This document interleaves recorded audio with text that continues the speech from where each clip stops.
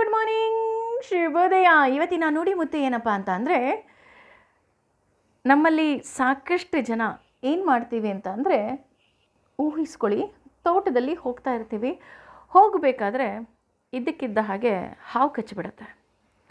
ಹಾವು ಕಚ್ಚಿದ ತಕ್ಷಣ ಟ್ರೀಟ್ಮೆಂಟ್ ತೊಗೋಬೇಕು ಅನ್ನೋದಕ್ಕಿಂತ ಮುಂಚೆ ನಾವು ಬ್ಲೇಮ್ ಮಾಡೋದಕ್ಕೆ ಶುರು ಮಾಡ್ತೀವಿ, ಅಂದರೆ ದೂರೋದಕ್ಕೆ ಶುರು ಮಾಡ್ತೀವಿ. ಯಾವ ಹಾವು ಬಂತು, ಎಲ್ಲಿಂದ ಬಂತು, ನನಗೆ ಯಾಕೆ ಕಚ್ಚಿತು, ಹೇಗಾಯಿತು, ಏನಾಯಿತು? ನೋ, ಅದು ಸರಿಯಾದ ಮಾರ್ಗ ಅಲ್ಲ.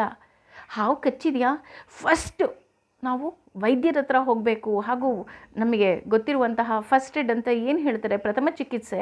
ಹಾಗಾಗಿ ನಾವೇನು ಮಾಡಬೇಕು, ಆ ಪ್ರಥಮ ಚಿಕಿತ್ಸೆಯನ್ನು ಮಾಡಿ ಹಾಸ್ಪಿಟ್ಲಿಗೆ ಹೋಗಿ ನಂತರ ಬೇರೆಯವರ ಮೇಲೆ ಬ್ಲೇಮ್ ಮಾಡೋದೋ ಅಥವಾ ಯೋಚಿಸೋದೋ ಅರ್ಥ. ಅದನ್ನು ಮಾಡಲಿಲ್ಲ ಅಂದರೆ ಎಲ್ಲವುದೂ ಸಹ ಅರ್ಥಹೀನ ಅಂತ ಹೇಳ್ತಾರೆ.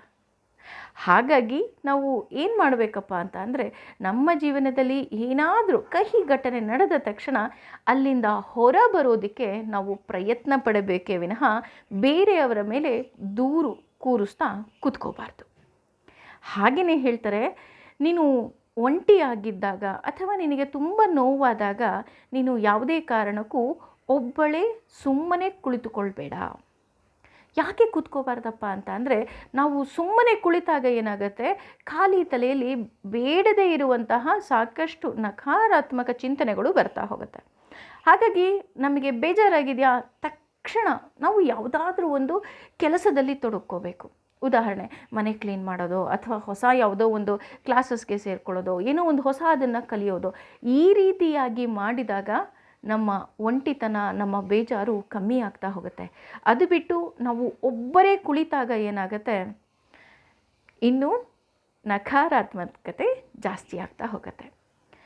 ಇನ್ನೂ ನಿಮಗೆ ಜೀವನದಲ್ಲಿ ನಾನು ಒಂಟಿ ಆಗಿಬಿಟ್ಟೆ, ನನಗೆ ಬೇಜಾರಾಗಿದೆ, ನನಗೆ ಯಾರೂ ಇಲ್ಲ ಅಂತ ಅನ್ನಿಸ್ದಾಗ ನಿಮ್ಮ ಬಳಿ ಯಾವಾಗಲೂ ಅಷ್ಟೇ 2 ಶಸ್ತ್ರಗಳಿರಬೇಕು. ಅದು ಯಾವುದಪ್ಪ ಅಂದರೆ, ಒಂದು ನಗು, ಇನ್ನೊಂದು ನಂಬಿಕೆ.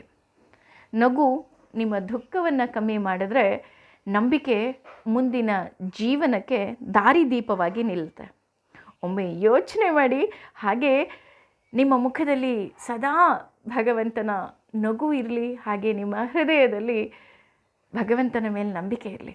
ಒಮ್ಮೆ ಯೋಚನೆ ಮಾಡಿ, ಯಾಕೆ ಭಗವಂತನ ನಗು ಅಂತ ಹೇಳಿದೆ ಅಂದರೆ, ಭಗವಂತನನ್ನು ಹೇಳ್ತಾರೆ ಪ್ರಸನ್ನವದನಂ ಅಂತ.